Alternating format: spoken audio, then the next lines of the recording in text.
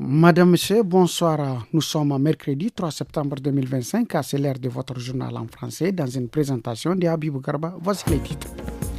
Les services de la protection des végétaux de la région de Difa sont à pied d'œuvre pour lutter contre les ennemis des cultures qui menacent l'évolution des semis. Les détails dans un instant. Restons toujours dans le manga où le groupement féminin Killa vient en aide à plus de 100 orphelins pour protéger ses enfants vulnérables contre les intempéries en cette saison pluvieuse. Des précisions dans ce journal. Mesdames et messieurs, voici les détails. Les producteurs agricoles de la région de Difa, confrontés cette année aussi à des attaques des chenilles et autres ennemis des cultures, les services de la protection des végétaux sont à pied d'œuvre pour contenir ces attaques. Ibrahim Asman, responsable du service régional de la protection des végétaux, au micro de Mani Moussa.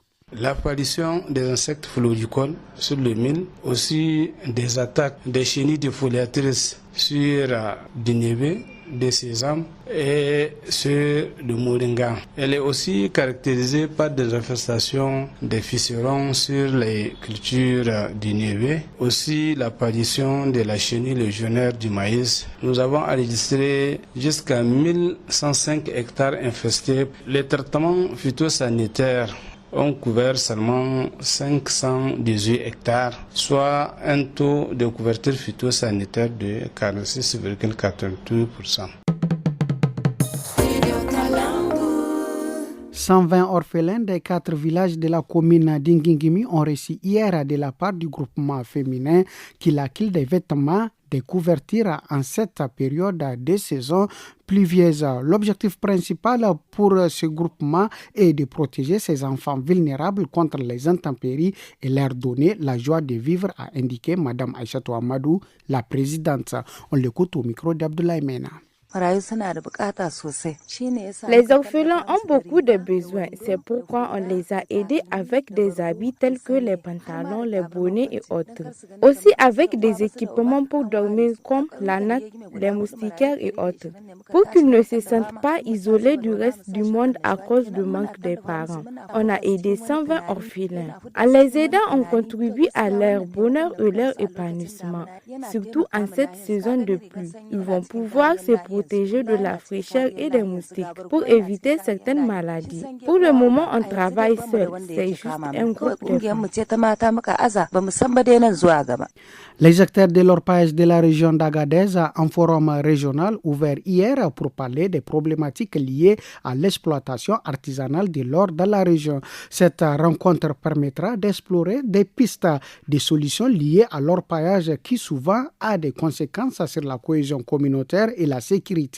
Tari Dogo, expert en civi-évaluation, explique au micro d'Anissé Karim. Renforcer le dialogue entre les principaux acteurs de l'orpaillage qui n'est pas sans conséquence sur la paix, la sécurité et la cohésion sociale au niveau de la région. Rehausser un peu le niveau de débat et de participation des cadres centraux pour qu'ils viennent écouter les problèmes qui sont liés à ce phénomène d'orpaillage. Nos recommandations sont toujours lettres mortes. Cette fois-ci, à travers ce forum, décider que nos recommandations soient vraiment portées à l'attention des décideurs pour que les dividendes qui sont issus de l'orpaillage profitent au pays, à la région et aux collectivités territoriales qui en disposent les sites.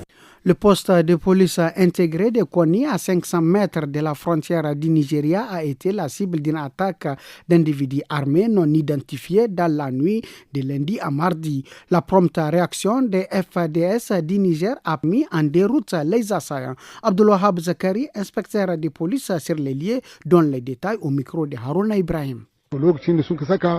À leur arrivée, ils ont commencé à tirer et nous avons automatiquement riposté. Ils ont paniqué et ils ont pris la fuite. Mais nous ne savons pas les auteurs de cette attaque.